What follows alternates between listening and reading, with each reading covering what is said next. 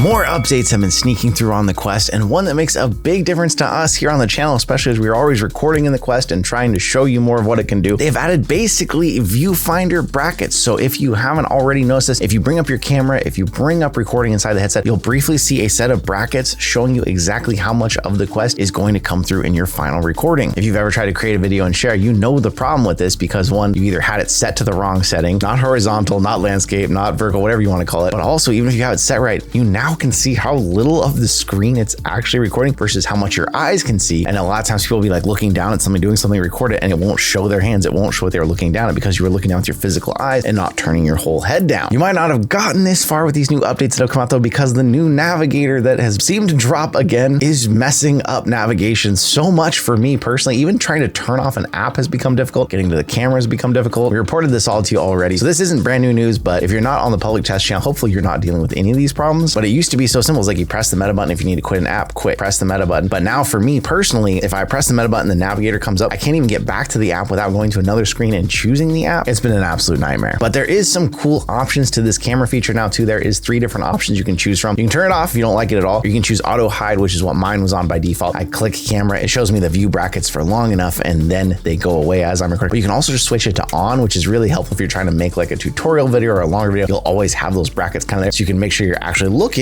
at what you want to be looking at. Some other stuff sneaking out with some new updates we'll talk to you about here soon too. FitXR has also gotten some major updates. They added a new flow mode, something that's going to feel pretty familiar to you if you were sad that Supernatural got canceled and is shutting down. And I know a lot of you have joined me with code JBRFreebie for a full month. And if you haven't already and you're still thinking about it, now is the time. It of course has its traditional other modes, hit and boxing and sculpt, dance, all kinds of stuff. And a lot of you have been asking about my progress with it. And I'm going to be honest, it's not something I'm used to normally posting here on the channel, but I did take some update pictures for all of you. And actually it was really enlightening because when you see yourself every day, you don't always see the progress that you're making. So I have a before, a during, and I'm saving after for this summer when it's been a full year. But the results, not only physically, mentally, everything has just been really great for me using it. I'm actually now getting back to lifting like I used to as well. Just the motivation of doing exercise every day, my team being here with me, all of you out there calling me out on Instagram. It's been huge. So thank you to all of you. If you haven't done already, hurry up and join. We've been having fun challenges with each other online, and it really just has so many different modes. It keeps it fresh with the challenges and everything in there. I've been doing it almost a year, but I have not done it every single day. I think I've done like 240 workouts and I'm seeing real noticeable results. I'm feeling good, energy levels, sleep, and it just makes such a difference to know you're doing something to improve yourself. So thank you to all of you out there for pushing me with it. Thanks to FitXR for sponsoring this week's news, and get in and join me.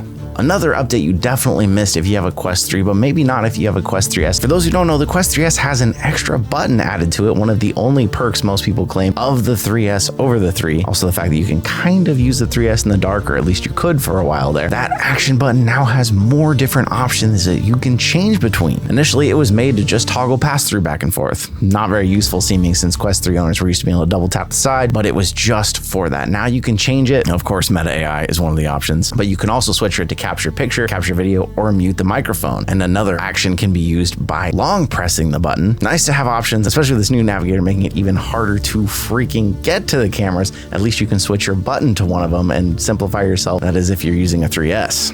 The Quest price is changing. MetaQuest 3S's, which we've been used to being around $299 and also going on sale below that, are now going to be bumped up to $349.99 for the 128, $449.99 for the 256, and the one that I recommend the most, the Quest 3 that was $500, is now $600. I'll leave links if I can get you any sort of discounts, anything down below to go get one. Do it before the price goes up if you've been thinking about it, or you're going to probably have to wait for the holidays to see these hopefully go on sale again. And they're saying this is because of the RAM shortage. There's a chart here too, we'll show you from the Meta blog. So all over the world, these prices are different, but US prices sadly up, which is funny because we've seen this happen before. The Quest 2 actually went up in price back in the day and then was instantly dropped back down and went on sale. So who knows if this is going to stay, but it does seem like with the price of RAM and hard drives and everything going sky high right now with AI driving up the demand, prices on everything are probably increasing. The PS5 we just heard is going to get another increase. Of course, even with these prices up, the Quest is still one of the cheapest headsets out there you can get, especially in America where Pico headsets don't really work. But if you are looking for premium headsets, there are other ones on sale we'll talk about later in the news. But hopefully you saw our short earlier in the week before this happened, and if you had been thinking about getting your Quest, hopefully you locked in that price. I do expect during the holidays we'll see sales that will bring these back down at least to the old prices, if not even cheaper, but we're a long ways from the holidays right now.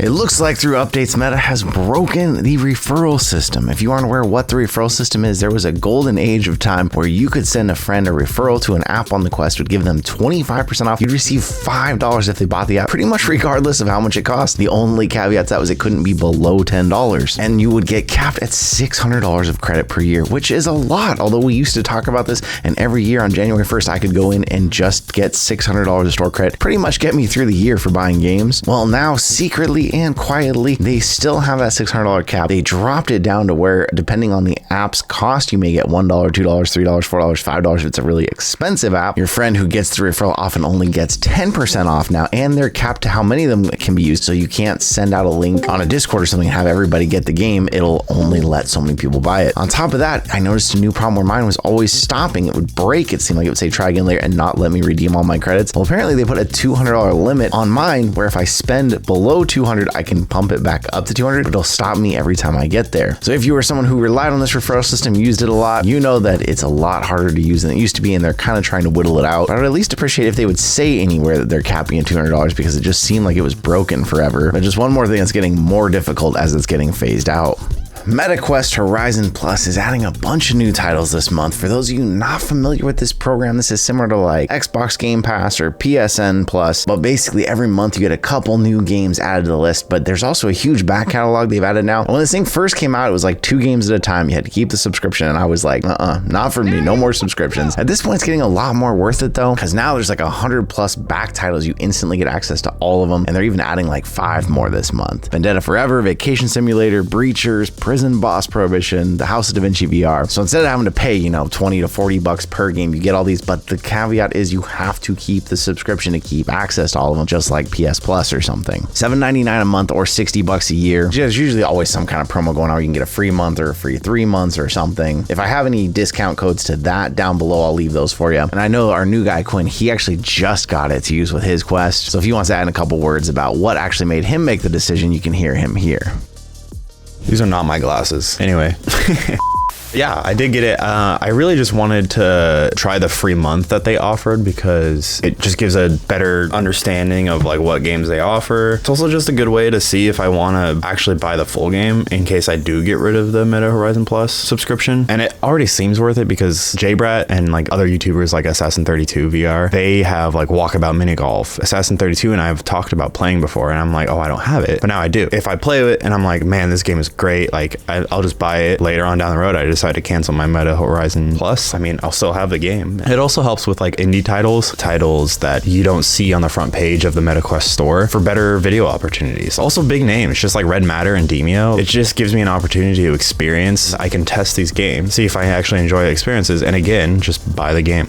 VR gaming entertainment, often about immersion. How far can we get immersed? In between haptics, sounds, audio, you've got most of your senses, but a big one that never gets touched is smell. Unless you're in something like the Sphere in Vegas or some of those wild Disney World rides. And so many companies have tried to make the thing that is going to work. We've even gotten to try some at conventions, but companies have tried things that fit directly under the Quest with cartridges of different smells that can mix together to try and recreate the smells you're seeing in VR, but they run into tons of problems. One, you have to keep reloading the cartridges, and 2, technically because of laws that surround them that actually can even put them in like the e-cigarette category by having these things so close to your face. Well, now a company is trying something very different and using ultrasound fired into your face to try and then recreate the smells. But now with some jelly on your forehead and something stuck on it, they were able to recreate smells by targeting your actual olfactory bulb in your head. A wild technology that I doubt would ever come to mainstream VR, but an interesting idea and thought that people are still trying to find new ways to introduce this sense. VR does seem like the most logical one because you already have something on your forehead anyways, but you think if you add that, you add those shirts we've tried with the sensors that zap you, I mean, pretty much full immersion, whether you like it or not. Games like Resident Evil probably have you smelling some things you don't want to smell.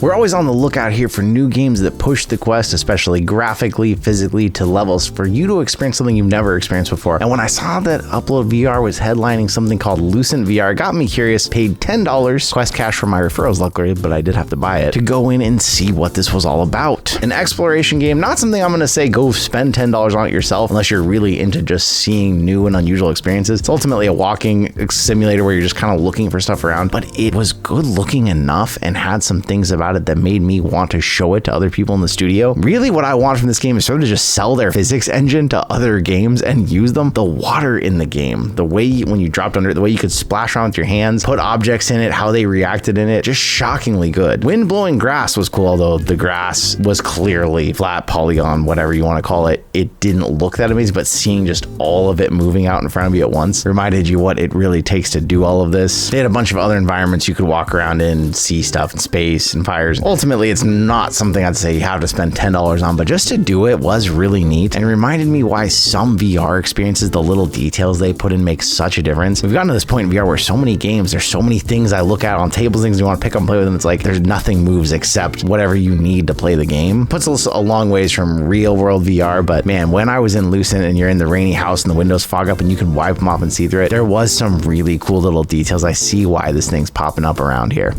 We won! Thanks to all of you out there. If you missed it, we had a creator competition going on around Tavern's Takedown where a bunch of you posted comments saying Team Waldorg should win, and that means we won. I've already replied to 5 of your comments on that video for the game code winners, given several of them to you, but go check your notifications in case you missed that. But that also means we're getting a Quest 3S to give away too here on the channel. That'll take a minute to set up, but we were already giving away a Quest 3, so if you missed any of that, I'll leave some links down below for you. But 5 of you already won those Tavern codes, and someone else is going to be winning a Quest 3S, so watch out for that coming up.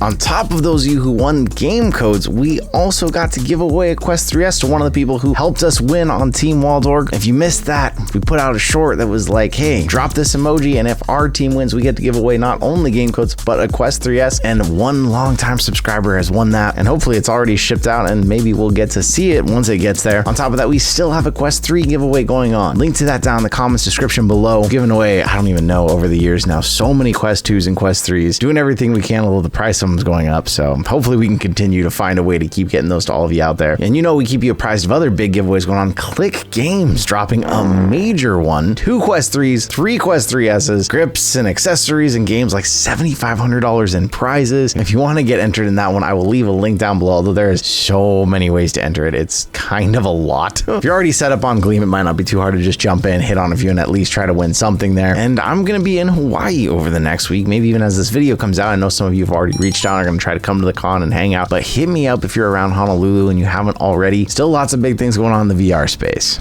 Pimax is running a sale if you have been looking to upgrade to one of those really premium PCVR headsets, especially if you are a sim racer, a flight simmer. We've got a $200 off code JayBratt on the Pimax site, dropping that Crystal Super QLED that we reviewed and showed you down to $1,600 instead of $1,800. This is a very premium VR headset for a very powerful PC, but if you saw that video and you've been thinking about upgrading, well, this is a way to save some money, so go check that out. I'll leave links down below. It'll get you over to that, the sale, the code, and all of it.